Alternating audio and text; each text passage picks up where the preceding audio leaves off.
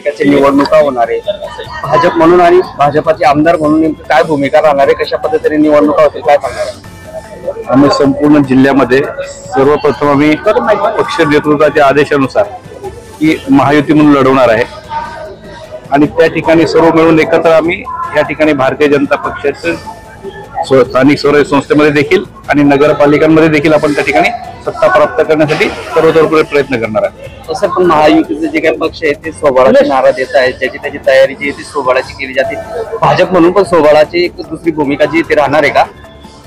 पक्ष नेतृत्व ज्या पद्धतीने सांगेल ज्या ज्या ठिकाणी शक्य आहे त्या ठिकाणी पक्ष नेतृत्वाच्या आदेशाप्रमाणे आपण त्या ठिकाणी महायुती म्हणून लढणार आहोत। आतापर्यंत तरी अशी परिस्थिती आहे की आता जे मुख्यमंत्री महोदय आणि दोन्ही उपमुख्यमंत्री महोदय यांचे स्पष्ट आदेश आहे की आपल्याला महायुती म्हणून लढवायचं आहे।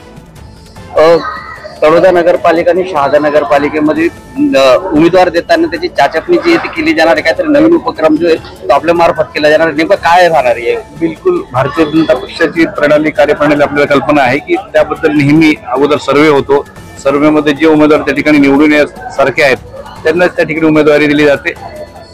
इच्छुक उमेदवार भरपूर असतील परंतु सर्वेनुसार त्या ठिकाणी उमेदवारी दिली जाईल। दोघी नगरपालिका आणि जिल्हा परिषदेवरती आपले सत्ता येईल असा विश्वास आहे आपल्याला?